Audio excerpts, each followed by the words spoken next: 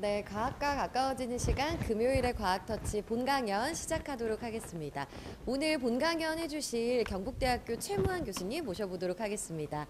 안녕하세요, 교수님. 반갑습니다. 큰 박수 부탁드립니다. 예, 안녕하십니까. 저는 경북대 전자공학부에 근무하고 있는 최무한 교수입니다. 오늘 여러분 만나 뵙게 돼서 정말 반갑습니다. 네, 교수님 어떤 강연 해주실지 간단하게만. 네, 오늘 이제 여러분 그 해리포터 다들 좋아하시죠? 그래서 이제 해리포터 이제 영화 보면 이제 진짜 갖고 싶은 게 뭐 있나 하고 이제 물어보면 투명망토 정말 탐난다 이렇게 이제 이야기를 많이 하는데 오늘 강연 주제가 진짜 과학으로 투명망토를 만들 수 있을까 하는 그런 주제로 제가 이야기를 하도록 하겠습니다. 좀 굉장히 학문적인 이야기고 어려운 이야기인데 대상을 초등학생부터 좀 재밌게 들을 수 있는 강연으로 준비해 달라고 해서 좀 그렇게 맞춰 준비했고요. 그러다 보니까 또 너무 또 다양하게 있어서 너무 또 쉬운 말을 하면 또 과학 강연인데 좀 이상할 것 같고 그래서 고민을 많이 했습니다. 그래서 좀 고민을 많이 하다 보니까 때로는 좀 과학적으로 엄밀하지 못한 부분도 좀 있고요. 한데 감안해서 좀 재밌게 들어주시면 감사하겠습니다. 네, 그럼 교수님 강연 준비해 주시고요. 네. 오늘도 역시 강연 끝나고 나면 질의응답 준비되어 있습니다. 들으면서 궁금한 내용들 있으시면 메모해 두셨다가 질의응답 시간 활용하시면 될 것 같습니다. 박수로 저희 교수님 강연 한번 들어볼까요? 큰 박수 부탁드립니다. 네, 방금 소개해드렸던 최무한 교수고요. 제가 이제 전공 어떤 분야를 주로 연구하냐면 대학에서 이제 광학이라는 부분을 이제 주로 연구하고 있습니다. 그리고 이제 구체적으로 이제 메타물질, 이제 변환공학 관련돼서 이제 전문가라고 할 수 있는데요. 좀 자랑하고 싶은 좋은 일들을 많이 했었습니다. 그래서 근데 특히 이제 오늘 관련돼 있는 그 투명망토 기술이 관련돼 있는 이제 주제가 제가 이제 거기 네이처 포토닉스지에 이제 논문 발표한 주제랑 관련이 있어서 오늘 주제를 이렇게 잡았습니다. 그냥 자랑한다 이렇게 생각하지 마시고 오늘 귀한 시간 내고 오셨는데 그래도 이쪽 분야 전문가가 하는 강연이다 생각하시면 좀 시간도 좀 덜 아깝고 좀 더 집중해서 들을 수 있지 않을까 해서 이렇게 올려봤습니다. 자, 이제 첫 번째 투명망토를 좀 쉽게 설명을 한다는 건 정말 어려운 것 같습니다. 그래서 그 전에 조금 이제 준비 운동 삼아서 광학이라는 어떤 것이고 이런 이야기들을 조금 더 하면서 진행하도록 하겠습니다. 그래서 여기 만약에 초, 중, 고등학생 정도 학생들이 오면 나중에 이제 수업 들을 때 수업 시간에 나오는 부분도 있는데 좀 더 도움도 되지 않을까 생각하고 있습니다. 광학 이러면 여러분도 알다시피 이제 여기 이제 광학이 뭐냐 하면 이제 천체만 안경, 그다음에 카메라, 현미경 이런 거 이제 만드는 분야라고 생각을 이제 하실 건데요. 맞습니다. 전통적으로 이런 걸 하는 분야인데 사실 광학의 여러분 일상생활에 가장 큰 변화를 아마 가져다 준 건 아마 디스플레이가 아닐까 생각하고 있습니다. 이제 광학 기술의 어떤 뭐라 해야 될까 이제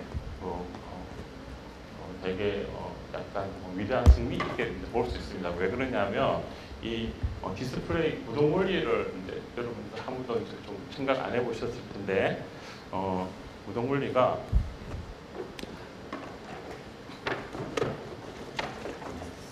좀 쉽게 설명하려고 그것도 좀 준비했는데 평강이라는 원리를 이제 가지고 이제 구현이 됩니다. 여기 이제 보시면 여기 이제 보이는지 모르겠는데 까매졌다가 밝아졌다가 까매졌다가 밝아졌다 하잖아요, 그죠? 여기 이제 이 평강판이 두 개가 수직으로 이렇게 겹치면 이렇게 화면이 보이는데 여기 수직으로 되면 까맣게 보이고 이렇게 해요. 이게 이제 평강판인데 이게 이제 사실 이게 이제 평강 그 필름이 이제 어떻게 만들어지냐 하면 이게 제가 모형을 가지고 왔는데 저 필름 코팅 안에 가는 금속으로 되어 있는 실 같은 게 이렇게 나란히 되어 있습니다. 이제 그런 것들이 있는데 그러면 이제 어떤 일이 나냐면 빛이 이제 X축으로 이쪽으로 위아래로 진동하는 빛이 있고 Y축으로 진동하는 빛이 있는데 일반 이렇게 창살처럼 요 구조를 빛이 지나가면 위로 진동하는 때는 뭐 전자가 이렇게 이런 식으로 위쪽 아래쪽으로 움직일 수 있겠죠, 그죠? 움직일 수 있는데 빛이 옆으로 진동을 하면 옆으로 건너갈 수가 없게 돼 있습니다. 이제 그러면 어떤 일이냐면 옆으로 오는 빛은 전자가 안 움직여서 그냥 통과를 하는데 위아래로 움직일 때는 그 저항을 받아서 에너지를 잃어버려요. 그래서 통과를 못하게 흡수가 되고 통과를 못하게 됩니다. 그래서 한쪽 성분만 이제 빛을 통과시켜주게 되는 게 평강 필름 원리라고 할 수 있는데 이거 두 개가 같은 창살이면 통과해서 통과되는데 이제 수직으로 만나면 한쪽 성분만 남으니까 그게 이제 통과를 못하게 되는데요. 아까 방금 본 이제 실험을 하나 더 하면 잠깐만요. 여기 제가 보시면 알겠지만 이제 지금 수직으로 해놨을 때 까맣잖아요. 여기에 제가 45도 필름 판이 하나 더 있는데 45도를 사이에다 하나 끼워 넣을 건데 이거 어떻게 될까 한번 생각해 보시면 45도를 넣으면 이게 차이가 지금 보이실지 모르겠는데 이게 그 까만 거 부분 다르게 보여요. 45도로 사이가 들어가게 되면 왜 그러냐면 이제 45도 그러니까 이게 90도 되면 까매지고 이제 0도 되면 하얘지는데 45도가 되면 사실 이제 코사인 대항상이 45도로 이해해서 코사인 이해 못하시는 분들은 나중에 배우게 될 거예요. 한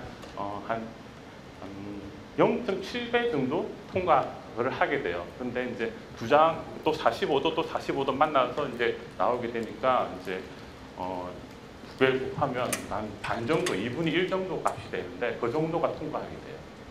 자, 그래서 이제 여기 디스플레이를 나는 게 아니고 양쪽에 형광 필름을 두 개를 놓고 가운데 액정이라는 물질이 있어요. 우리가 하지만 액정 디스플레이라고 하는 이유가 액정이 제가 방금 45도를 돌렸던 것처럼 이걸 정기적으로 이렇게 돌렸다가 이렇게 해주는 거예요. 그래서 까매졌다가 45도가 되면 빛이 통과하고 이렇게 해서 이제 나오는 게 이제 우리 디스플레이입니다. 그러니까 빛을 이해를 하고 빛의 성질을 이해를 하고 또 이런 성질들은 이렇게 간단한 거지만 또 평강 필름을 이렇게 어느 누군가는 평강 필름을 가지고 장난을 쳤겠죠. 그리고 이 사이에 액정이라는 걸 넣어서 정기적으로 돌렸다 놨다 하면 어떻게 될까? 밝고 어둡고를 제어할 수 있지 않을까라고 생각하던 어떤 사람이 만들었겠죠.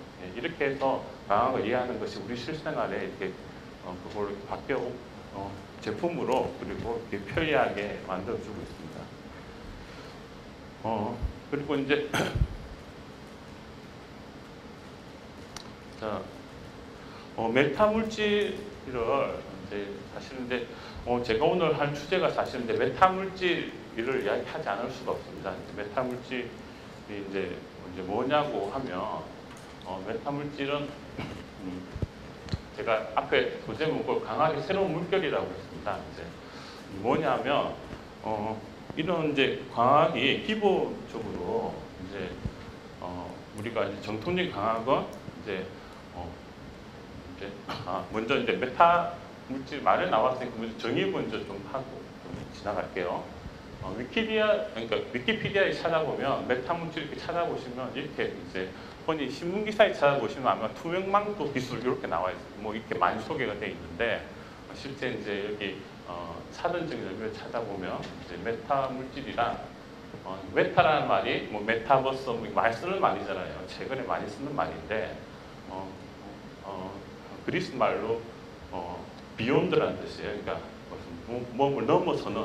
그러니까 메타 물질이라는 거는 기존 물질을 그러니까 넘어선 뭔가라는 뜻이에요. 되게 애매모호한 말이죠, 그죠?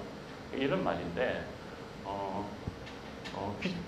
사단적인 의미는 이렇고 실제로 만들어진 거는 어떠냐면 그러니까 광학에서 볼 때 메타 물질이 뭐냐라고 하면 파장보다 한 10분의 1 크기 이상으로 작은 인공적인 구조체 이렇게 이야기하면 될 거예요. 이제 그 이유를 한번 볼게요. 자, 이제 어떤 거냐면 여기 제가 여러분 좋아하는 그 뭐지 이거? 땅콩 들어있고 이제 초콜릿이 이제 발라져 있는 이제 이게 있는데 이제 여기 이런 거는 누가 봐도 단일 물질이라 보기 어렵고 영어로는 이제 컴포짓이라고 이제 혹한물 이렇게 보이잖아요. 그렇죠?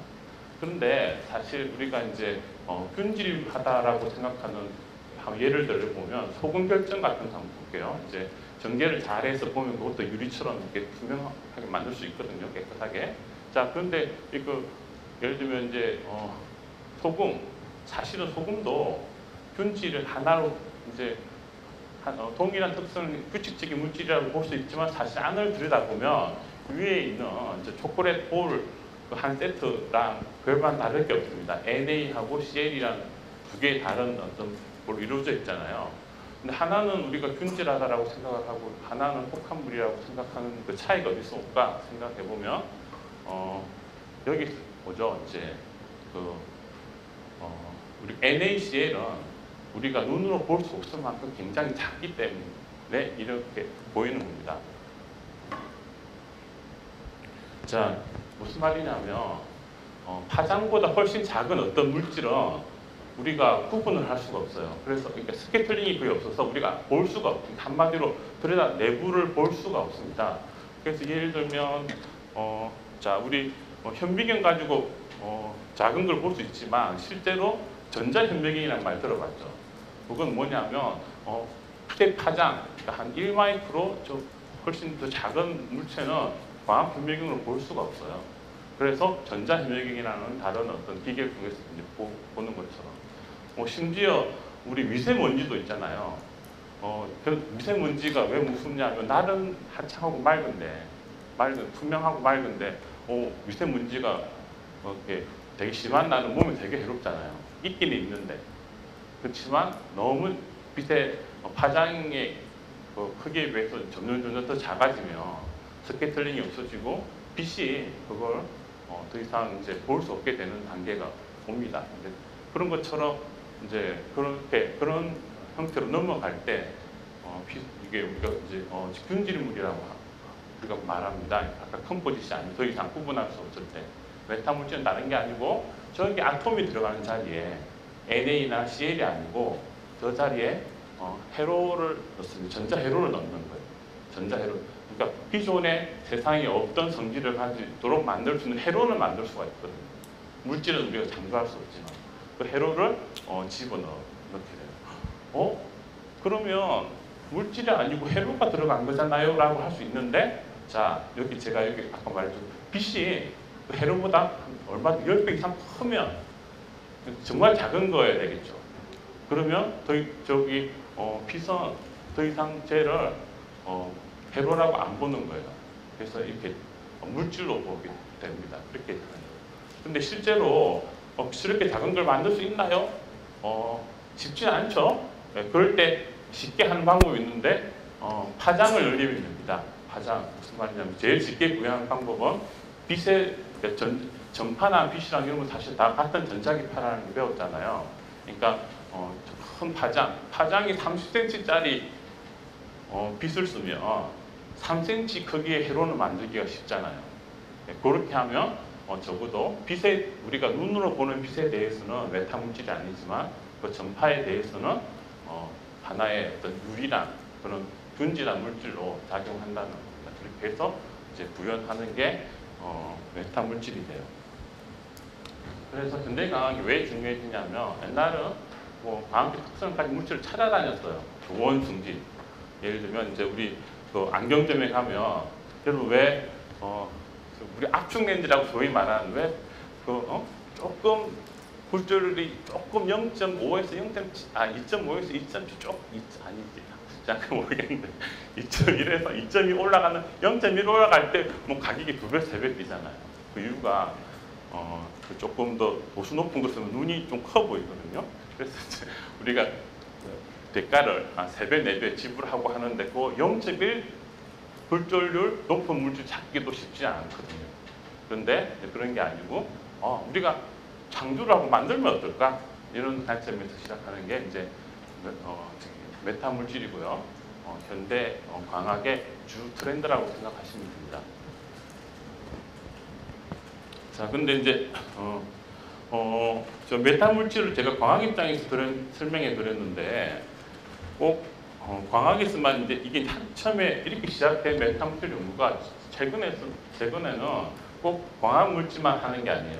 아까 비욘드라는 뜻을 했으니까 그럼 이거 어떨까요? 우리가 저기 작은 비닐로 된 고무 사진이 있다고 생각해 보세요. 한쪽을 쫙 늘리면 어떻게 돼요? 정사각형이라는 사진이 길다랗게 늘리는 방향으로 직사각형이 되겠죠? 그런데 어떤 물질이 있어서 쫙 늘렸더니 그 세 번째 그림처럼 정사각형으로 쫙 커진다? 기존에 없던 물질이잖아요. 이것도 요즘 메타 물질이라고 부릅니다. 어떻게 이거 사실 이제 우리 한국의 기계연구소라는 데서 이제 내 논문 참고한 건데요. 자, 이렇게 만드는 방법은 여러분 집에 가서 종이에다가 여기서 회색은 그대로 있고 하얀 부분이 구멍을 이렇게 내신 다음에 저렇게 만들어주면 이게 클리어하지 않아서 안 보일지 모르겠는데 가운데 보시면 늘리면 아까 제가 떤 그 선 부분이 있잖아요. 선 부분이 이렇게 마른 모처럼 늘어나면서 저런 것처럼 바뀝니다. 실제로도 종이로 만들어서 이렇게 늘려도 신기한 이런 식으로 바뀌어요. 이런 것도 메타 물질 연구라고 할 수 있어요. 그렇지만 오늘은 제가 메타 물질 연구는 광학 관점에서 좀 이제 줄여서 설명하도록 하겠습니다. 자, 그래서 대표적으로 이제 세상에 없던 물질을 만든다. 이게 뭘 하냐면 첫 번째 목표가 음의 굴절율일 거예요. 이제 아까 방금 전에 제가 안경 도수 굴절율이 2점 얼마야 뭐 정확하게 사실 안경 하는 단위 잘 모르겠지만 그런 물질이 있다고 했는데 물 같은 경우에 굴절율이라고 하는 게 한 1.5 정도 돼요. 이제 굴절율이라는 거는 이제 그 물질 속에서 빛이 얼마나 천천히 가느냐 하는 지수예요. 그러니까 2가 된다는 거는 공기 중에서보다 진공 중에서보다 한 반 정도 늦게 간다는 의미입니다. 그런 의미를 굴절을 쓰는데 진공 중에서 가장 빨리 가니까 그때가 이제 진공 중에 굴절율이 1인데요. 그게 제일 빠른 거예요. 빛의 속도로 가니까. 그러니까 그 말은 굴절율은 1보다 항상 커야 된다잖아요. 그죠? 그러니까 1보다 작을 수가 없어요. 자연에 있는 물질 중에 아무것도 없는 게 제일 낮은 건데 어떻게 더 낮아질 수는 없는 거잖아요. 그런데 이제 음의 굴절율 1보다 작기도 힘든데 마이너스가 된다는 건 더 힘든 일이겠죠. 이거를 메타 물질로는 가능합니다. 만들 수가 있어요. 이제 간단히 보여주면 원리는 뭐냐면 이런 겁니다. 이제 음의 굴절율이 되려면 우리가 이제 유전율이라는 게 있어요. 물질의 정기적인 성질을 다룰 때 유전율이라는 게 있고 자기장에 반응하는 걸 이제 투자율이라고 그러는데 그거 두 개를 곱해서 루트를 씌우면 그게 굴절율이 돼요. 근데 이제 음의 유전율을 갖는 물질은 꽤 있어요. 꽤 있는데 이제 금속이 대표적입니다. 그런데 금속은 빛이 진행하지 않잖아요, 그죠? 그래서 뭐 의미가 없는데 이게 음의 굴절율이 되려면 음의 유전율, 음의 투자율 둘 다 돼야 돼요. 자, 근데 이제 기본적으로 음의 투자율이 되기가 왜 힘드냐 하면 여러분 철 같은 거 해봐서 알지만 N극, S극 장기장이 되면 같은 극끼리 붙어서 서로 같은 자기장 하에서는 철도 자석으로 바뀌거든요.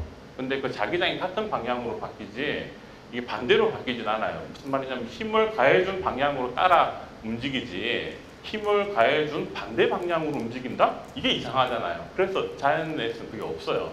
그런데 제가 한번 잘 볼게요. 여기 이제 어려운 말을 적었는데 강세조화 진동자 모델이라는 게 있어요. 이게 뭐냐면 이걸 뭐 이제 그네로 동생이 앉아 있고 이제 뭐지 오빠는 이제 언니가 이제 그네를 밀어준다고 생각하면 좋겠어요. 아니면 이제 여기 용수철에다가 손을 잡고 건드리는 게 아니라 철이 달려있는 용수철에다가 자석 같은 걸 이렇게 위아래로 흔들어준다 이렇게 생각해도 되겠어요. 자, 천천히 흔들면 어떻게 되겠어요? 당연히 자석의 방향에 따라서 따라 움직이잖아요. 첫 번째가. 그런데 자 봐요. 이게 당연한 건데 이제 조금 마우스 조금 여기 속도를 빨리 한번 해보세요. 그러면 여전히 따라 움직이긴 합니다. 그런데 차이가 좀 생기기 시작해요. 이 철 달려있는 구슬이 무거워서 우리가 방향을 바꿀 때 바로 즉각적으로 따라 움직이지를 못해요. 다른 말로 우리가 흔들어주는 힘의 크기하고 걔가 따라 흔히 뭐랄지 간성이라고 하는데 그게 딜레이가 있어서 약간 그러니까 시간차가 생기기 시작합니다. 조금씩 늦게 따라와요. 근데 더 빨리 흔들어주면 심지어 어떤 경우가 생기냐면 여기 이제 세 번째 경우인데 힘은 내가 위로 당기는데 얘가 점점 속도가 늘어지더니 오히려 반대로 움직이기도 해요. 실제 해보시면 이렇게 됩니다. 자, 제가 방금 투자율이 왜 엄이 안 되냐고 했냐면 방금 그 이유 때문에 힘에 되는 방향대로 따라서 가는 게 정상인데 반대로 움직임이 가능하냐? 가능하다는 거예요. 언제? 그러니까 힘이 일정할 때는 전혀 불가능한데 AC 그러니까 이렇게 바뀌는 거 플러스 마이너스로 계속 바뀌는 상황에 대해서는 이게 가능합니다. 그런데 아시다시피 우리가 빛이라는 거는 파잖아요. 쌓인 그 파기 때문에 플러스 마이너스 바뀌는 흔들어주는 상황이랑 똑같아서 빛에 대해서 잘 설계를 하면 이렇게 만들 수가 있다는 거가 이제 알죠. 근데 이제 다행히 이 모델이랑 똑같은 게 전자회로에서 RLC 서킷이라는 게 있어요. 그러니까 코일하고 커패시터, 저항 이런 걸 설치하면 이거랑 똑같은 운동 방식을 따라가거든요. 제가 아까 메타물질 뭐라고 그랬어요? 회로를 대체시켜 넣으면 된다고 그랬잖아요. 그래서 이렇게 반응하는 걸 만들어서 그 물질 그 칸에다가 딱 집어넣는 거예요. 그러면 음의 굴절물이 됩니다. 자, 그래서 최초로 만들어진 음의 굴절 물질입니다. 여러분, 아이고. 네.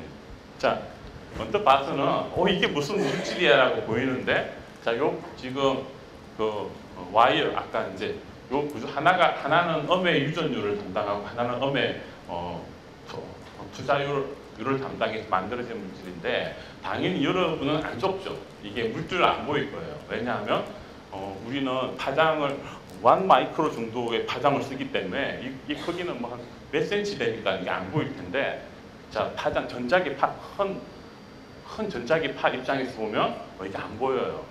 그냥 물질인데 이 회로가 그걸로 보입니다. 자 이제 방향이 결정됐어요. 우리가 하는 광학에서 메타 물질을 쓰려면 이제 목표는 정확해졌어요. 원리도 이해를 했고 만드는 방법도 만들어졌으니까 이제는 이 구조물 있죠. 이걸 점점 작게만 만들어 주면 되는 거예요. 어느 정도 크기까지? 1 마이크로미터, 심지어 몇백 나노미터 크기로 이런 것들을 만들어 나가면 이제 창조를 할 수 있게 된 거예요. 실제 현대 반도체 기술의 발달해서 나노 사이즈의 있는 구조물들을 얼마든지 만들어 낼 수 있는 시대가 됐어요. 그래서 이제 여기 발 맞추어 메타 물질 연구도 활발히 진행되고 있습니다. 실제 이제 뭐 점점 처음에는 좀 큰 크기로 했지만 점점 이제 다양한 이제 메타 물질들이 이제 반도체 구조로 이거는 샘 사진이에요. 실제 눈으로 안 보이는 크기의 이제 구조물들을 만들어서 이제 구현하기 시작했습니다. 자, 그래서 뭐 이거 어디 쓰느냐? 이거 이제 좀 어려운 이야기라서 좀 더 이상 진행하기는 어렵습니다. 어, 음의 굴줄이 되면 패드 단계, 즉 아까 전자현미경, 광학현미경 가지고 DNA 같은 미세 구조 볼 수 없다고 그랬잖아요. 왜냐하면 크기가 너무 작아서 안 보여요. 코로나 바이러스 안 보입니다. 이렇게 50나노 정도 사이즈는 광학현미경을 아무리 들여다봐도 안 보여요. 근데 그걸 극복할 수 있는 뭐 현미경도 광학현미경을 만들 수가 있어요. 만약 이런 것들이 개발이 되면 정말 설명해 드리고 싶지만 쉽게 설명할 수가 없어요. 이건 또 그래서 음의 굴줄이 만들어지면 이렇게 할 수 있구나 정도를 알고 나중에 관심 있으시면 대학원 오셔서 공부하시면 될 것 같아요. 자, 이제 그럼 이제 메타물질 되면 뭐가 이제 가능하냐? 이거가 가능합니다. 이제 아까 오늘의 본 주제가 되겠네요. 투명광도가 가능해요. 투명광도는 사실 영화의 단골 소재예요. 여기 이제 뭐 프로텍트라는 영화가 이제 괴물이 나오는데 우주인이에요. 근데 이제 왜 천하무적이냐면 안 보여요. 딱 누르면 투명해져서 찾을 수가 없어요. 그래서 되게 무섭고 특히 이제 저희들 세대에서 누구나 다 아는 국민 게임이 있습니다. 그게 뭐냐면 지금 스타크래프트라고 혹시 들어봤는데 거기에서 이제 여러 종족이 나오는데 테란이라는 종족이 있어요. 그 중에 비행기가 나오는데 이름이 레이스. 거기 가장 좋은 기능이 클러킹 기능이라고 있어서 딱 누르면 이렇게 잠시 동안 투명해져서 발각이 안 돼요. 이제 거기서 클러킹 레이스 하면 아마 남자분들은 거의 다 아실 것 같아요. 그때도 클러킹이라는 말이 나와요. 다른 말 클러킹이라는 말 그때 쓰는 말이 투명 뭐 이렇게 투명하게 만들다 뭐 플락이라는 말이 그러니까 망토란 말인데 그 클러킹 기술이 이제 이렇게 인비지블 플락 이렇게 하면 이제 그게 투명 망토란 말이 돼요. 뭐 근데 뭐 클러킹이라는 말만 써도 가리다 이런 뭐 이렇게 이런 뭐 위장하다 이런 의미가 있어서 이제 그렇게 쓸 수 있는데 자 당연히 자연에는 없습니다. 그런데 만들 수 있냐고요? 만들 수 있어요. 투명망토 치면 뭐 이런 분들이 많이 나옵니다. 막 사진 제가 검색하니까 여러 개 막 이상한 사진 뜨더라고요. 자, 이게 어떻게 했겠어요? 망에다가 앞에 지금 이 프로젝트 저를 비추고 있는 것처럼 빗을 해서 뒤쪽 사진 배경 찍어서 보여주면 없는 것처럼 보이네라고 할 수 있겠죠. 근데 이거 하려고 나오진 않겠죠. 이거는 안 신기하잖아요. 그죠? 네, 맞아요. 이거는 가짜 투명망토 기술이에요. 이거를 말하는 게 아닙니다. 우리가 투명망토라고 하는 거는 뭐냐면 중요한 핵심 키워드가 있는데 옴니 디렉션이에요. 무슨 말이냐면 전 방향에서 어디에서 보든지 간에 안 보여야 돼요. 요거는 왜 이제 투명망토가 아니냐면 뒤쪽에서 보면 이렇게 전들고 있는 사람이 보일 거야. 그래서 이게 아니에요. 네, 이게 이런 거는 그래서 이제 아니고 제가 말하고 싶은 거는 오늘 완전한 투명망토예요. 자, 투명망토 이제 기술을 하려다 보니까 여러분한테 조금 이제 기초 교육을 좀 시켜야겠습니다. 제가 금방이지만 자 먼저 본다는 게 뭔지를 조금 이야기를 좀 알아야겠습니다. 자 본다는 건 촛불이 있잖아요. 그러면 지금 초가 이렇게 이제 볼 거예요. 그런데 호이겐스 원리라는 게 있어요. 뭐냐면 우리 본다는 건 거기 광학적으로는 사실은 본다는 이미지가 거기 있다는 말은 거기 존재한다는 말이랑 사실 광학적으로는 일맥상통해요. 모든 초하면 우리가 초라고 보는 이유가 모든 한 점에서 전 방향으로 사실은 가요. 빛이 나와요. 그래서 여기 있는 계신 분도 초를 보고 저기 있는 계신 분도 초를 보고 다 보는 거예요. 그리고 방향조차도 알 수가 있겠죠. 다 모든 저도 여러분 저를 보고 있잖아요. 저희 모든 점에서 나오는 빛을 다 지금 이렇게 보고 계신 거예요. 이게 거기 있다라는 거예요. 단순히 저쪽에서 온다라는 것하고는 좀 다릅니다. 그러니까 자 이런 상황일 때만 거기에 있는 거예요. 자, 자 처음에 제가 이제 고등학교 1학년 때였어요. 지금도 기억합니다. 처음에 배율의 법칙을 이제 과학 시간 때 물리 시간이었던 것 같습니다. 가르쳐 주셨어요. 돋보기가 있으면 여기 볼록 렌즈가 있으면 앞에 이렇게 상이 맺힌다라고 이제 했어요. 선을 이렇게 많이 그리진 않았는데 사실 제가 선을 좀 더 그려봤어요. 각 책에는 떨렁 잠깐만 이렇게만 돼 있었어요. 이렇게 지금 많이 나오는 그림이에요. 교과서에. 근데 사실은 이게 왜 상이 생기냐면 아까 말했죠. 어떤 점이 한 점에서 모든 빛이 다 나올 때 그거가 거기 있다라는 뜻이었잖아요. 그래서 실제로 저 점에서 나오면 그 볼렌즈를 놓으면 사실 저 앞에 다시 그 점에서 다 모여요. 근데 한 점만 모이는 게 아니고 나의 모든 점에서 다 나오는 모든 빛들이 다 그 자리에 다시 복원이 됩니다. 이래서 이걸 상이라고 실상이라고 하는 거예요. 그래서 제가 손을 번쩍 들고 이제 교수님이 아니었죠. 그때 선생님 여기 초가 있고 여기 돋보기 가져왔어요. 제 주먹이 있어요. 쫙 여기 주먹이 보이십니까? 네. 근데 학생 중에 이제 보인다고 하시는 분들도 있더라고요. 그래서 네, 문제가 있는데 이 보이면 당연히 없죠. 없어요. 교수님 아니지 그때 선생님 안 보여 교수님 안 보이고 이게 보일 리가 없지 않냐고 질문을 드렸는데 그때 선생님께서 이제 화만 내시고 있다면 있는 줄 알아 이렇게 하시고 이제 했는데 안반 집에 가서 봐도 없어요. 그죠? 이러면 안 보이잖아 내 손이. 그래서 제가 이제 이게 숙제였어요. 저는 왜 보인다고 왜 있다고 하시지? 자, 근데 이게 그렇다 10년? 15년 정도 지나서 그때 알게 됐어요. 책이 이게 내가 나중에 뭐 위치 올라가면 책을 다시 좀 그림을 친절하게 적어야겠다 아니면 설명을 좀 해야겠다고 생각을 했어요. 오늘 제가 보여드릴 게 있는데 혹시 요거 좀 이거 미라지 빌려라는 건데요. 저기 앞에 계시면 여기 위에서 봐도 안 되고 옆에서 봐도 안 되고 45도로 지그시 내려다 보면서 한번 봐보세요. 그러면 한번 만져보세요. 45도에서 다시 좀 더 내려서 요걸 내려가지고 보이시죠? 한번 만져보세요.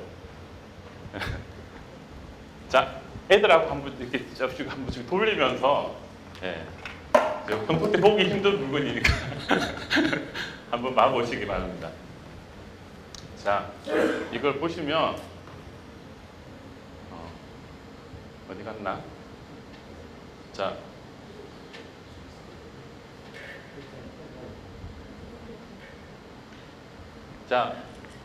지금 제가 돌리는 거 찍어놓는데 뭐냐면 이렇게 돼지가 보여요. 돼지가 보이는데 진짜로 이걸 손을 탁 잡는데 이제 안 잡혀요. 없네. 진짜로 이게 거짓말 같은 일이 일어나요. 이게 심지어 제가 이제 우리 학교 조교 선생님한테 보여주는데 그 선생님은 진짜 그게 있는 줄 알았나 봐요. 제가 말을 안 하고 보여줬거든요. 손가락 만지면서 엄청 당황하셨어요.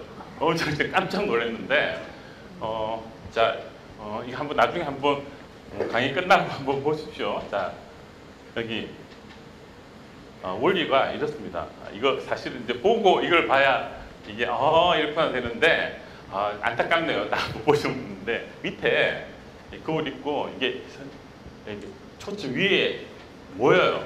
근데 대지의 모든 점에서 나오는 점이 다 저 위에 한 점에서 모여요. 그래서 쏙 잡으면 곱게 잡히는 거예요. 자, 이제 정답을 이야기해 드릴게요. 이제 여기 교과서가 뭐가 잘못됐냐면 여기 있냐라고 물어보면 우리 지금 생각해보면 선생님이 알고 그렇게 썼는지 아닌지 모르겠지만 거짓말을 하신 건 아니었어요. 진짜 있어요. 있는데 한마디를 안 해주셨어요. 뭘 안 해주셨냐면 그런데 앞에서 봐야 된다라고 이야기를 안 해주셨던 거예요. 자, 이게 방금 안 보였잖아요. 시야각이라는 게 있어요. 무슨 말이냐면 앞에서 봤으면 여기 있었을 거예요. 진짜로. 이렇게 됐을 거예요. 실제 그렇지 않다고 아니 실제로도 여러분 한번 볼게요. 일단 집에 큰 돋보기를 사세요. 왜? 두 눈이 다 볼 수 있는 큰 돋보기를 사시고 방해받지 않도록 어두운 방에 촛불을 하나 켜놓고 앞에서 이렇게 대놓고 보시면 요 앞에 거기 잡힐 겁니다. 실제로 훅 끄네라고 할 정도로 됩니다. 근데 이제 돋보기 같은 경우에 작잖아요. 우리 흔히 쓰는 게 두 눈을 다 커버하지 못하거든요. 그래서 위치 거리 감각이 없습니다. 잘. 그래서 잘 모르는 것 뿐이고 실제 잡히고요. 심지어 이제 여기 이제 여기 이제 허상 실상 같은 게 이제 여기 이야기가 될 텐데 이렇게 해서 실제로 빛이 이렇게 모여요 앞에. 대표적으로 어디서 모이는지는 여러 선을 다 해보면 되는데 딱 중요한 수만 해보면 돼요. 무슨 말이냐면 여기 하나 수평으로 온 거는 초점을 지나서 지나갈 거고 여기 수많은 빛들 중에 랜드의 중심을 지나가는 거는 좌우 대칭이기 때문에 직선으로 지나가겠죠. 좌우 대칭이니까 꺾일 리가 없어요. 아니, 여기 살짝 꺾이긴 하는데 다시 좌우 대칭이니까 복원이 돼서 원래 방향으로 날아가서 그냥 그거 정도 무시해주면 얇은 랜드라고 보면 직선으로 쭉 꺼주면 돼요. 여기 만나는 점이 두 개가 만나는 점 하나만 찾으면 어디에 맺히는지 알잖아요. 나머지도 다 똑같은 점에 모이니까 저 위치에 맺히게 돼요. 이렇게 해보시면 알게 되는 게 점점 커진다는 거. 가까이 오면 올수록 점점 커진다는 걸 알게 되고 좀 이게 만난 점 이게 여기 안 만나요. 자 이렇게 이제 심지어 더 앞으로 와버리면 이게 만나야 되는데 만나기는 그냥 더 벌어져요. 자 벌어지는데 이 경우는 이렇게 보면 돼요. 자 앞에서 볼 때 이렇게 벌어진 케이스를 제가 본 건데 어디 있다고 생각이 된다고요? 저기 점선호는 실제로 빛이 간 거리는 아니지만 우리는 여기서 보면 이제 A라는 사람과 B 사람이 있으면 저기서 빛이 온다고 생각할 거잖아요. 저기 생긴다고. 저기 생겨요. 광학적으로. 그래서 같이 진짜 모이는 걸 실상이라고 하고 실제 생기진 않지만 효과적으로 앞에 보는 사람이 저게 생기면 저건 허상이라고 이야기를 해요. 자 그래서 여기 그게 증거를 보여드릴게요. 자, 여기 돋보기 있잖아요. 돋보기가 있는데, 돋보기가 사실 이렇게 하면, 자 이게 뭐냐면 엄청나게 크게 확대가 가능해요. 실제 확대 가능한데 돋보기가 해보시면 그다지 좀 커지다가 말고 끝나요. 이론적으로 무한대가 커지는데 그 이유가 우리가 실제로는 겉보기 등급이기 때문에 그래요. 무슨 말이냐면 자 우리가 실제 사각 크기는 똑같잖아요. 그런데 이게 앞에 있으면 눈을 차지하는 이제 각이 커져서 여기는 크다고 볼 수도 있겠어요. 그건 이제 커진 건 아니고 겉보기에 커져서 이걸 제가 겉보기라고 할게요. 실제 이제 자 여기 보시면 확대가 되는데 이게 보시면 생기는 게 확대됐는데 거리도 점점 바뀐다는 걸 알 수 있잖아요. 커져서 실제로 이제 허상 영역 아주 가까이 있는 우리가 이제 보는 영역이 대부분 돋보기를 가까이 놓고 보는 거거든요. 그러니까 허상을 그러니까 뒤집어지지 않는 이제 허상을 보게 되는데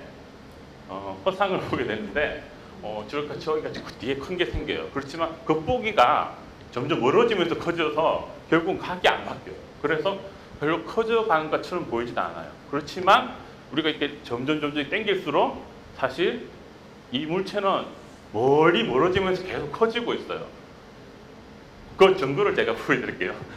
재밌는 건데, 자 이게 봐요. 여기 있으면 이렇게 하면 커지잖아요. 그죠? 근데 집에 가서 실제 해보세요. 돋보기를 물체를 이렇게 보고 초점 근처에서 이렇게 놔둔 다음에 이렇게 같이 당겨요. 이렇게 무슨 말이냐면 이렇게 놔두고 이거 머리를 당겨. 놀랍게도 손가락이 크기가 안 바뀌어요. 이게 겉보기 각이 안 바뀌어요. 그 이유가 저기 우리 저기 이게 가까운 산이 팔궁산이 있는데 가까이 있는 거 이렇게 하면 이게 커지지만 팔궁산이 머리를 왔다 갔다 한다고 산이 커지진 않겠죠. 멀리 있으니까. 실제로 그렇습니다. 돋보기에서 보면 이게 초점 그리 가까이 놓으면 우리가 요 앞에 있다고 생각하고 있지만 사실은 여러분 잘못 알고 있는 저기 무한대까지 보낼 수 있어요. 그러니까 여러분이 머리 왔다 갔다 해봐야 세 발의 피 거리가 거의 안 바뀌기 때문에 각이 안 바뀌어서 이게 진짜 해보시면 그 차이가 나요. 자 그래서 이제 현미경 만환경 설명할게요. 현미경 간단해요. 뭐냐면 돋보기를 놓고 딱 하면 물체를 어디다 옮겨 놓을 수 있어요? 내가 원하는 앞에다가 놓을 수가 있어요. 자 그런데 자 이렇게 자 말했죠? 상이 아니에요. 자 많은 사람들이 이걸 해요. 안 보이는데 종이를 스크린을 놓으면 사실 보인다고 이야기를 하는데 그때 제가 고등학교 1학년 때도 선생님도 그 이야기를 했어요. 그렇지만 저는 동의를 못했어요. 있으면 거기 있어야지. 종이를 놓고 보이는 거는 그거는 비춰서 이렇게 하는 거 있는 건 아니지 않냐라고 이야기했던 거거든요. 자 있는 거는 스크린이 있고 없고랑 상관이 없는 이야기예요 지금. 스크린을 놓으면 당연히 여러분 여기서 놓으면 보일걸요? 스크린을 놓으면. 그렇지만 내가 스크린 이야기한 게 아니잖아요. 그죠? 자, 있다는 건 진짜 여기 있는 거예요. 광학적으로. 자, 그러면 자 진짜 여기 있기 때문에 가까이 볼 수 있어요. 근데 사실 망원경은 딴 게 아니고 가까이 있는 걸 당겨 놓는 거예요. 그런데 이건 쓸 수가 없어요. 왜 그러냐면 첫 번째 두 가지 이유 때문에 망원경을 쓸 수가 없는 게 이 손가락 앞에 너무 가까이 대보세요. 이게 안 보이잖아. 초점 못 맞춰서 특히 노안이 오면 이제 잘 보기 시작하는데 그것은 정상적이면 명시거리 25cm인가 안쪽으로 들어오는 건 잘 못 봐요. 더 문제는 뭐냐면 상이 앞에 맺히는데 크기가 작게 맺힙니다. 그래서 겉보기가 안 바뀌어.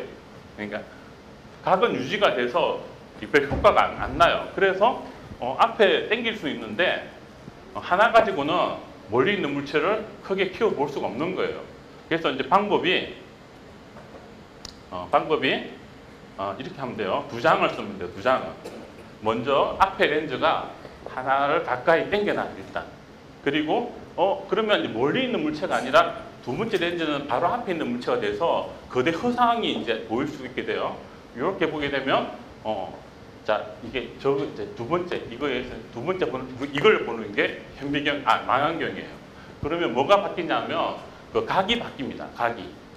각이 바뀌어서 처음에 우리가 아까 들여다본 각이 여기서 눈 어디 갔어? 요만큼 있던 게 각이 더 커져요.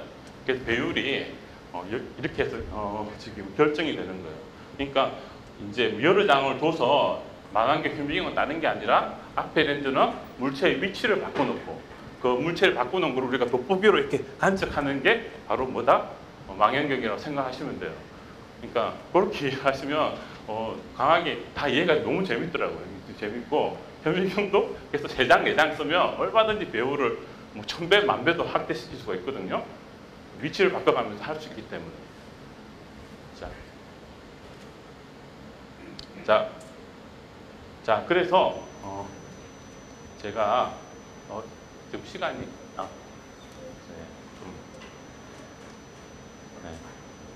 시간이 나면 좀 재밌는 이야기 더 많이 할 수 있는데 일단 빨리 하면 다시 할게요. 자, 있는 건 뭐다고요? 물체가 있다. 한 점에서 모든 방향에서 빛이 나오는 게 그게 진짜 있는 거예요. 모든 점에서. 자, 그러면 너와 내 사이에 아무것도 없다는 건 뭐냐면 지금 이 과정을 아무도 방해하지 않는 걸 너와 나 사이에 아무것도 없다라고 이야기해요. 광학에서는. 뭔가 있어서 그거를 스캐터를 산란시킨다든지 막는다든지 하게 되면 안 보이겠죠. 이 과정이 이제 그거라고 이해를 하시면 될 거예요. 자, 그래서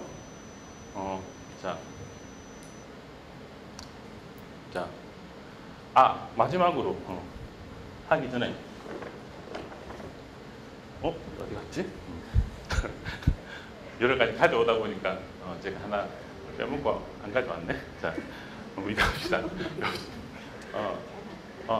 그 렌즈 한 장짜리 있잖아요. 렌즈 한 장짜리는 사실 아까 말한 현미경으로도 쓸 수도 없고 이렇게 돋보기로만 이제 쓰는 정도인데 사실 돋보기로 말고도 좀 결정적인 게 있어요. 혹시 그 구글 안경 혹시 요즘 거기 뭐지 거기 HUD라고 헤드업 마운트 뭐 디스플레이 해서 헤드업 디스플레이에서 쓰는 거 있잖아요. 그러니까 3차원 영상 볼 때 저기 쓰는 거 있죠.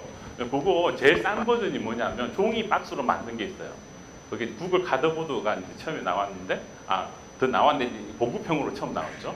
그거를 처음 저도 이제 뭐 싸니까 샀어요. 사서 물론 좌우 영상을 다르게 해서 3차원 영상을 보는 게 주목적인데 거기 응용 프로그램 중에 3차원 영상이 아니고 그냥 유튜브 보는 프로그램도 있더라고요. 거기 응용 프로그램 중에. 그래서 제가 유튜브를 이제 봤는데 자 볼게요. 여러분 저기 극장 가서 영화 보시잖아요. 여기 보는데 왜냐하면 이렇게 크게 싶은 화면을 보고 싶어 보는 건데 자, 이 생각 해보셨나요? 자, 핸드폰을 두고 자, 여기 시야각 보이시죠? 자, 영화 틀어요. 자, 이렇게 보시면 극장 크기보다 더 크게 이렇게 할 수 있잖아요. 그죠? 할 수 있잖아요. 그죠? 자, 그렇지만 이렇게 보면 아까 말한 두 가지 이유 때문에 그게 없어요. 거기 당연히 초점도 안 잡혀도 힘들고 초점이 잡힌다 한들 기분이 안 날 거예요. 극장에서 보는 것처럼. 자, 그 헤더 그거 쓰면 뜯어봤는데 놀랍게도 렌즈 하나가 양쪽 하나밖에 없었어요.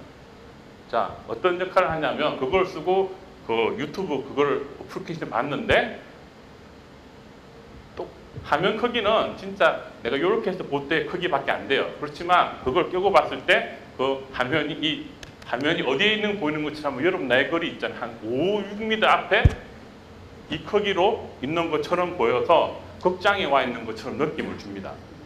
렌즈 하나만 가지고도 그게 가능해요. 그게 눈도 이렇게 여기 앞에 있기 때문에 막 이렇게 초점 잡으려고 애쓸 필요도 없잖아요. 편안하게 극장에 온 것처럼 볼 수 있는 역할을 렌즈 하나 가지고 사실 할 수가 있어요. 네. 참고로. 자,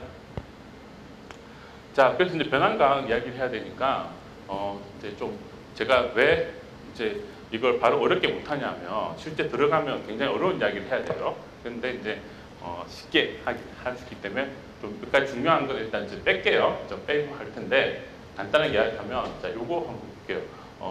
저기 일반 상대로에는 등가 원리라는 게 있어요. 뭐냐면 중력에 의해서 이제 땅이 떨어진 가속도가 생기잖아요. 근데 이거 어떻게 생각할까요? 한번 잠깐 볼까요? 엘리베이터가 있는데 엘리베이터가 있어요. 우주 공간에 가만히 있었겠죠. 근데 갑자기 누가 엘리베이터를 확 잡아당겨요, 안에서. 그러면 공은 가만히 있으니까 가만히 있으려고 할 텐데 자, 내가 이렇게 움직이면 내가 공이 어떻게 된 것처럼 보일까요? 땅으로 갑자기 마치 뭐가 있는 것처럼 느껴질까요? 중력이 생긴 것처럼 느껴져요. 실제로도 엘리베이터 갑자기 툭 떨어지거나 하면 무중력을 느끼고 갑자기 위로 탁 올라가면 바닥으로 달라붙어서 마치 지구가 당기는 것처럼 느껴지는 것처럼. 그런데 등가 원리는 뭐냐면 이거랑 가속도가 생긴 거나 중력이랑 구분할 수가 없다. 다 구분 아니 같다라는 뜻, 쉽게 말해서 그게 동일하다는 뜻이에요. 과학적으로. 자, 빛이 지나가요. 빛은 직진하면서 지나가는데 빛이 직진하면서 지나가는데 자, 엘리베이터가 가속 운동을 이건 지금 등속성 그랬는데 이게 가속 운동입니다. 이렇게 싹 바뀌면 자, 엘리베이터 안에 탄 사람들은 직진으로 지나가는 빛이 어떻게 보일까요? 요렇게 보이겠죠. 자, 이게 뭘 뜻하냐면 중력은 가속과 중력은 구분할 수 있다고 했는데 중력은 빛을 휘게 해요. 자, 그래서 실제로도 빛이 중력의 태양 근처로 지나갈 때 휘죠. 이게 아인슈타인이 이것 때문에 유명해진 거잖아요. 이것도 재밌는 그건데 일단 여기서 좀 할게요. 일단 하여튼 중력이 이걸 이제 증명하면서 일약 세계적인 스타가 되죠. 근데 빛이 이제 더 나아가서 사실 빛이 휘다고 하진 않고 요즘 이렇게 봅니다. 중력은 공간을 휘게 해요. 디스토션 시킵니다.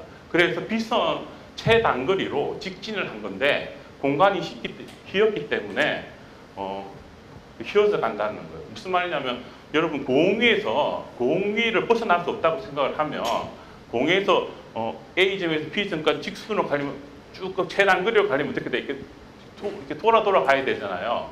마치 이제 공간이 휘어 있으면 최단거리가 직진하는 게 사실은 휘어서 가는 것처럼 물론 이제 공은 2차원이 있기 때문에 그렇지 않지만 4차원 공간에서 우리 이게 사는 공간이 그 공의 표면이라고 생각해 보시면 공간으로 날아가는 걸 이렇게 휘는 거를 빛이 휘는 걸 확장할 수가 있어요.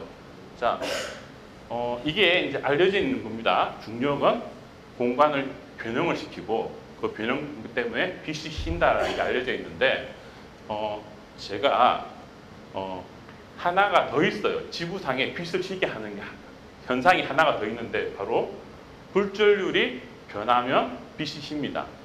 아까 이 렌즈, 이게 지금 돋보기가 그런 거잖아요. 공간에 굴절율이 여기서 바뀌거든요. 바뀔 때 빛이 꺾이잖아요. 뭘 착안할 수 있냐면 공간에 분포하는 굴절율을 잘 조절하다 보면 공간이 휜 것을 모방할 수가 있어요. 실제 공간을 휘게 할 수는 없잖아요. 블랙홀 같은 엄청난 중력이 필요한데 그걸 만들어낼 수는 없거든요. 그렇지만 그런 공간이 휜 것처럼 잘 굴절율을 잘 이렇게 알면 이거를 모방할 수 있어요. 자, 그렇게 해서 태동한 학문이 변환 과학입니다. 먼저 공간이 어떤 흰 공간을 만들 것인가 고민을 해요. 그리고 수학적으로 여기에 맞는 이런 굴절율을 알면 이렇게 흰 공간이 모방이 된다는 걸 알려져 있어요. 네, 그걸 가지고 해서 굴절율을 싹 깔아주면 됩니다. 방법은 이렇게 합니다. 자, 먼저 이 공간에다가 저 파란색 점이 보이죠? 저 점을 확장시키는 변환 관계식을 찾아요. 지금 보시면 이 공간이 추가로 생긴 공간이긴 한데 여기 다각형 보시면 다 이제 1대1로 대응이 되죠. 그러니까 이게 공간이 찌그러져서 그런 거예요. 자, 요런 매핑을 찾고 저렇게 여기에 맞는 해당되는 굴절율 분포, 정확하게 말하면 유전율과 투자율 같이 해야 되는데 일반이 아니니까 쉽게 설명할게요. 그거를 잘 설계를 해주면 빛이 자 돌아가게 돼요. 돌아서 나가게 됩니다. 그래서 어떤 현상이 되냐면 자 이게 이제 이 그림을 자 볼 텐데 요 그림이 낫겠네요. 자, 한번 볼게요.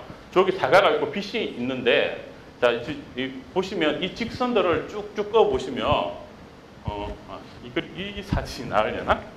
자,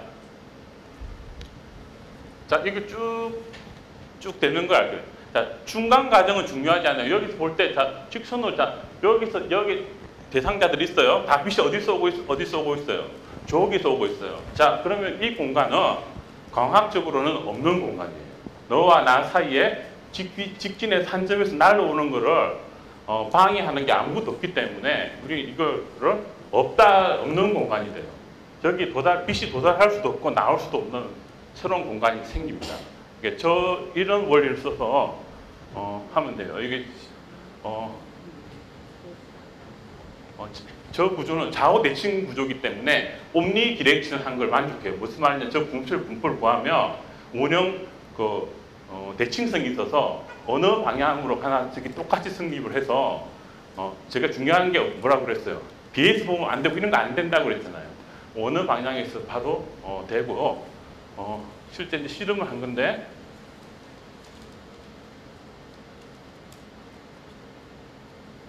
어이구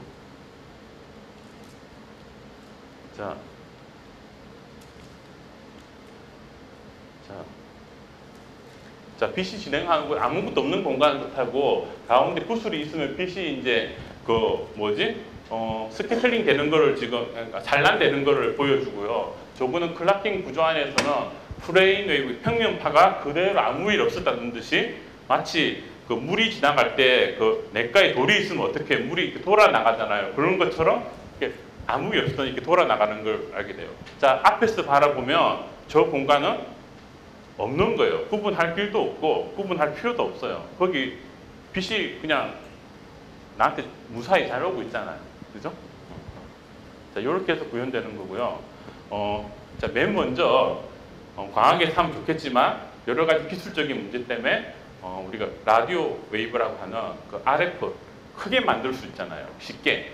그래서 먼저 이 시뮬레이션이란 지금 뭐 데모가 먼저 파장이 큰 전자기파에서 먼저 구현이 되고 점점 이제 기술이 발전해서 조금 광학에서도 이제 되는 것처럼 이렇게 지금 내려오고 있습니다. 그리고 풀 그건 아니지만 카펫 클라킹이라고 오브젝트가 있고 아무 어떤 클락 물체를 다 덮으면 저기 없는 것처럼 보이게 하는 건 오히려 구현이 쉬워요.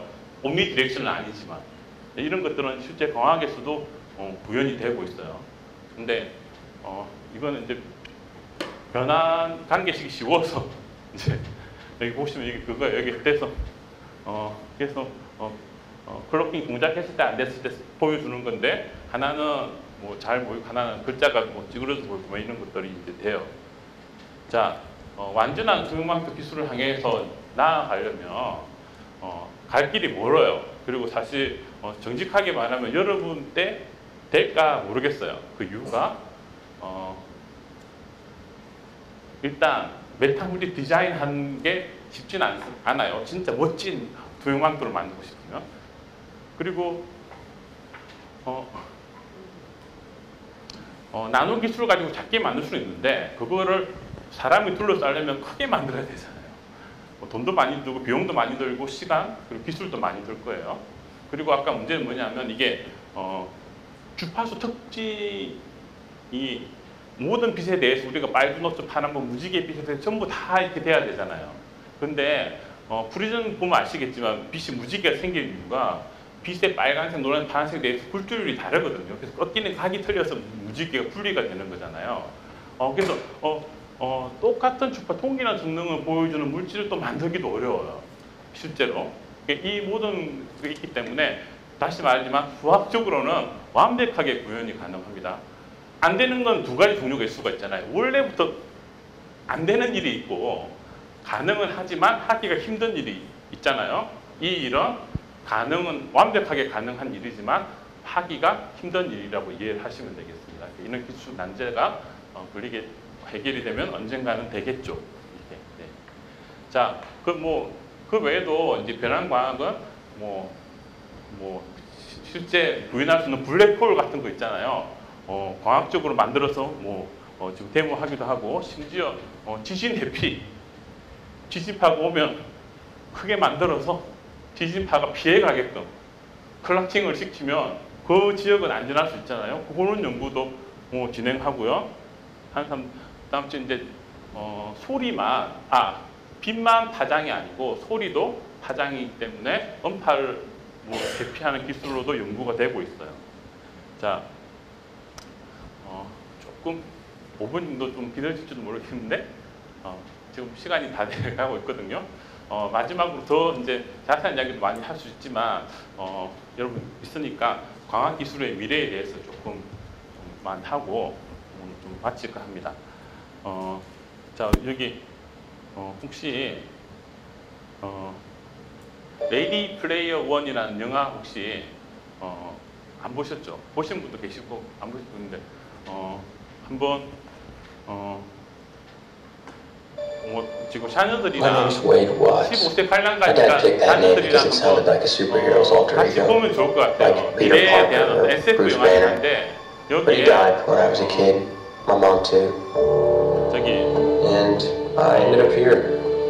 메타버스에 대한 이야기가 거의 다 들어있어요. 그래서 한번 꼭 같이 보면 좋겠어요. 네. 자,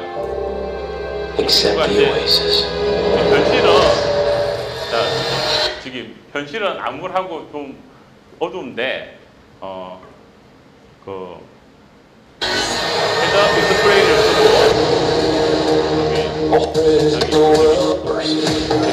이상한 슈터를 써요. 그거는 이제 전기 촉각이 느껴지는 슈터인데 실제 연구되고 있어요. 전기 자극을 주면 우리가 만진다고 느낄 수도 있거든요. 그런 거 하고 그다음에 이제 트레이드 휠 같은 건데 왜 이렇게 걸어가면 실제 가면 안 되잖아요. 제자리에 타지만 마치 안경 쓰고 보면 내가 걸어가는 것처럼 이런 어떤 장비들 착용하고 이제 가상 세계에서 생활하고 가상 세계에 활동하고 친구 만나고 그다음에 모험을 하는 그런 이야기가 있는 이제 영화예요. 한번 쭉 보시면 되겠습니다. 시간 관계상 재밌습니다. 네. 한번 보시고 자 미래 기술은 이런 게 좀 더 실제 이제 뭐 예를 들면 그다음에 이제 그 AR이라고 하는 지금 증강 경식 이런 거 이제 자, 이런 거 이제 연구해야 돼요. 자, 단순히 쉬운 기술이 아니라는 건 아까 제가 본다는 거랑 관련이 있어요. 왜냐하면 단순히 우리 앞에 유리막에다가 영상을 여기다가 갖다 놓는다고 해서 거기 있는 건 아니잖아요. 그죠? 이해되시죠? 이렇게 손가락 끝조차 안 보이는데 여기에 고래가 있다고 해서 아 고래가 나왔구나라고 생각할 사람 아무도 없어요. 어떻게 만들어야 된다고요? 고래가 진짜 저기 있게끔 만들어야 돼요. 그래서 이게 힘든 거예요. 근데 뭐 대표적인 기술이 홀로그램, 제가 홀로그램 뭐 사진 몇 장 하자는데 나중에 한번 끝나시고 한번 좀 보시면 좋겠습니다. 진짜 거기에 있게 만든 광학적으로 진짜 있다고 하면 좀 오해가 있어서 말하겠지만 진짜 있는 건 아니죠. 그렇지만 광학적으로 거기에 있게 만드는 게 디스플레이고 3차원 디스플레이가 최종적으로 우리가 구현해야 될 기술이고요. 그렇게 해서 이제 나아갑니다. 실제로 뭐 이런 것도 보시면 유수의 기업들이 뭐 영국 지금 구글 글라스나 이런 거 이제 자 이걸 벗으면 이렇게 안 보이는데 이거 같이 다 쓰고 보면 아까처럼 고래도 실제로 인 게 아니라 쓴 사람들한테만 그렇게 보여요. Alright, now let's switch gears and talk about a different kind of application. I'm going to browse over there, but it's kind of far away and I don't really want to walk. 시간이 뭐 준비한 건 많지만 시간이 없어서 사실은 거의 다 돼가 진짜 많지는 않은데 말은 이렇게 농담인데 아무도 안 웃네요. 자, 하여튼 여기 이제 미래과학 기술이 이런 어떤 이제 아니면 엑스레이 대신하는 그 이제 테라헤르츠라는 기술은 엑스레이 대신하고 이렇게 전자기파도 아니고 빛도 아닌 건데 이렇게 우리 몸을 스캔해서 보다 안전하게 하는 이런 기술들 미래 과학 기술이고요.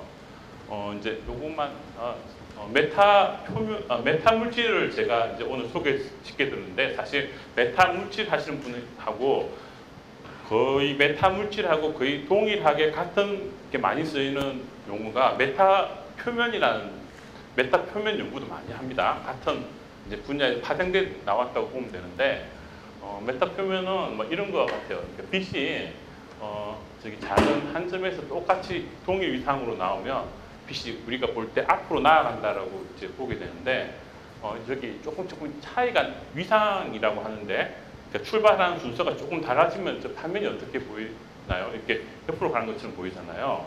빛도 마찬가지입니다. 빛도 저 빨간 점들을 촘촘히 파장보다 더 작게 촘촘히 메타 이제 물질 영역에서 촘촘히 해서 빛을 출발시키면 빛이 옆으로 갑니다. 그러면 뭘 할 수 있냐면 저기 요즘 이제 자율주행 자동차에서 제일 비싼 부품 중에 하나가 라이다라는 뭐 이런 게 있습니다. 이렇게 돌아가면서 이제 그 카메라로 하면 안 되나 이렇게 생각되는데 카메라는 예를 들면 이제 여러 가지 단점이 있을 수가 있거든요. 예를 들면 안개가 낀다든지 안 보이기도 하고 그럼 사람 목숨과 관련된 있기 때문에 그 무엇보다 정확한 정보가 중요하잖아요. 근데 뭐 그래서 이제 라이다라는 비싼 이제 제품 물론 이제 기술적으로 그거 안 쓰고 싶긴 한데 현재로는 하여튼 이 기반으로 좀 많이 쓰고 있는데 이 지명이 단점이 있어요. 뭐냐면 회전을 뭘로 하냐면 모터로 하는데 여러분 하드디스크 써보신 줄 알고 컴퓨터는 언젠가는 고장이 납니다. 예, 한번 좀 어려운 일 겪으신 분들 계시잖아요. 이렇게 모터가 나가서 복구 업체까지도 바뀌어요. 예, 부르는 게 값이 그런 이제 언젠간 나가는데 사람과 거기 생명과 관련되어 있기 때문에 이게 무슨 기계적인 운동을 하는 거는 언젠가 마모가 돼서 고장이 나기 때문에 위험해요. 그런데 이런 광학 기술들을 하면 빛을 뭐 기계적인 게 아니라 이렇게 원하는 방향으로 이제 보낼 수도 있는 이런 기술들이 이제 되겠죠. 자, 이제 마지막으로 제가 3분만 할게요. 더 중요한 건 광학이 앞으로 양자 보안, 양자 컴퓨터 기술하고 관련이 있다는 이야기를 하고 마치고 싶습니다. 자, 세계에 앞으로 최근에 뭐 트렌드를 보면 양자 컴퓨터, 양자 암호 뭐 TV 틀면 차도 나오잖아요, 그죠? 자, 여기 이제 크게 뭐 세 가지 뭐 기술이 아주 발전하고 있어요. 초전도체, 그다음 이온 고집, 아이온 트랩이라고 돼 있고, 포토닉 그냥 광공진기를 활용한 포토닉 서킷으로 이제 접근하는 세 가지 기술 트렌드로 발전하고 있습니다.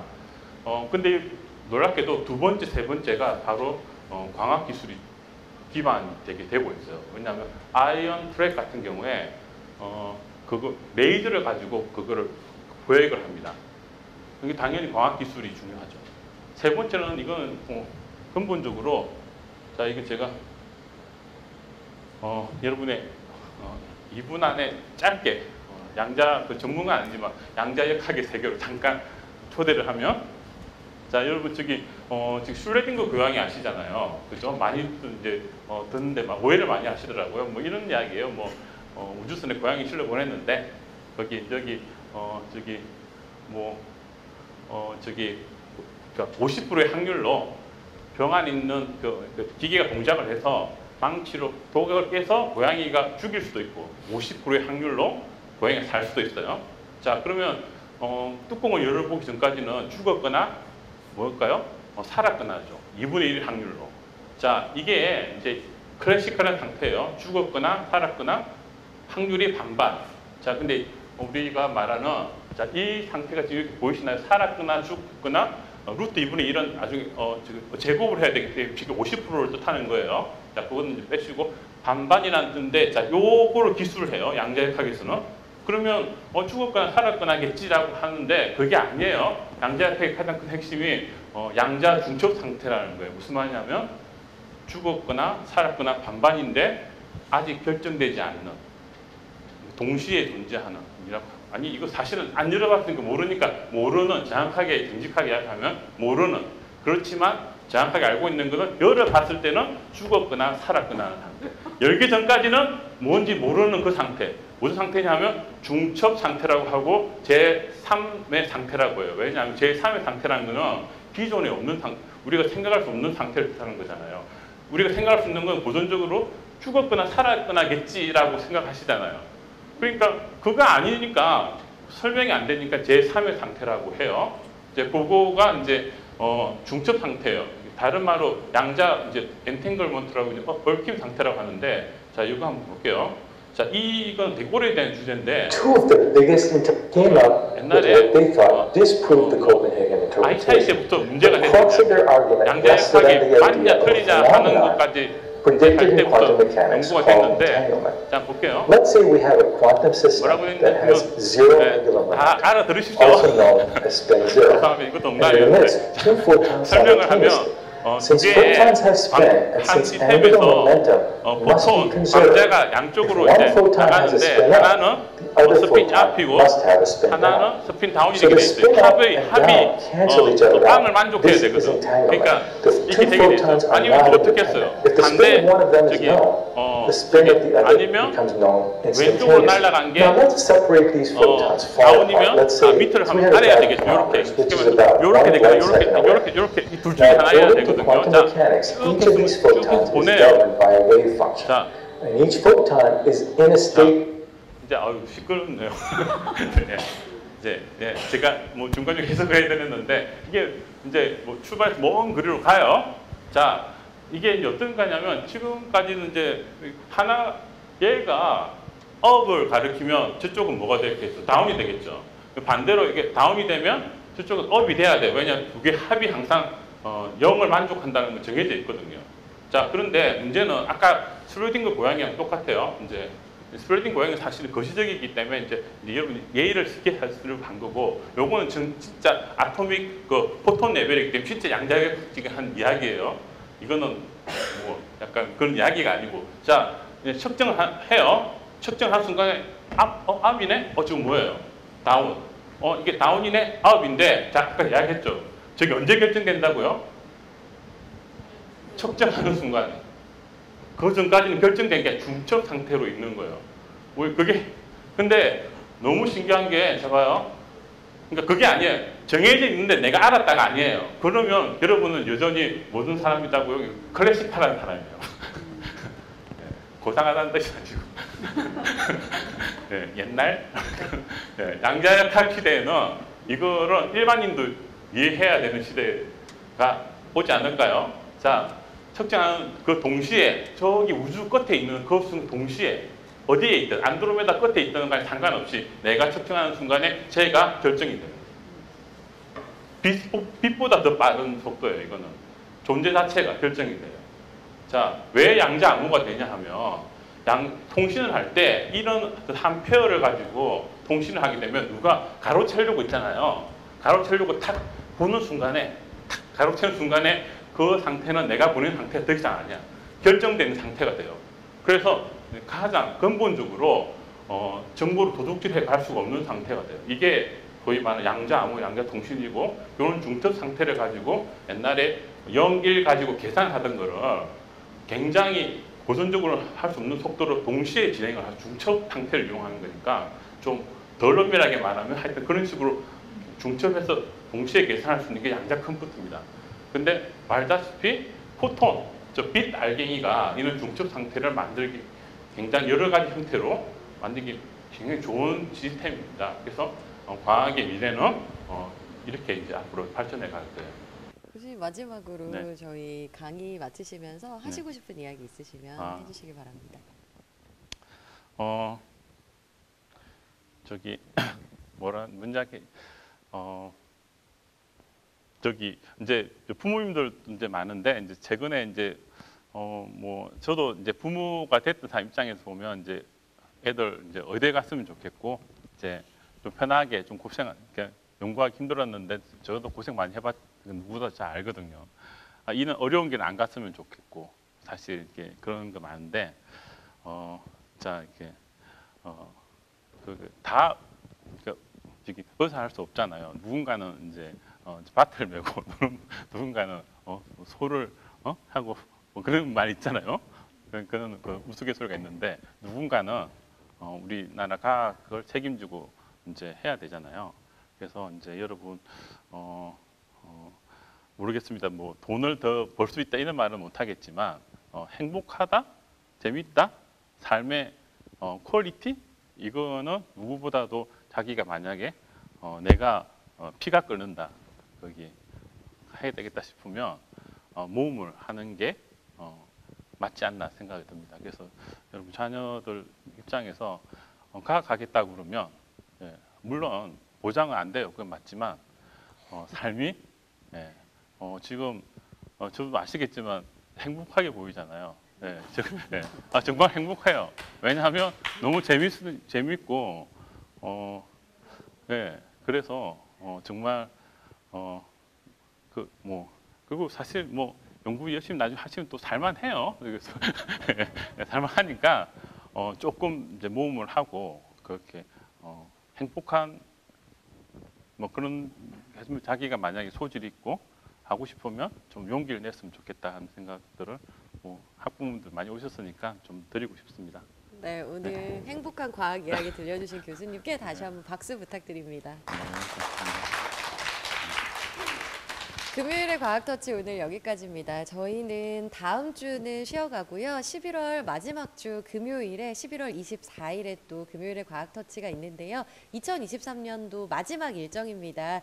그날도 함께 해주시면 감사하겠습니다. 금요일의 과학과 더 가까워지세요. 금요일의 과학터치 모두 마치겠습니다. 고맙습니다. 네.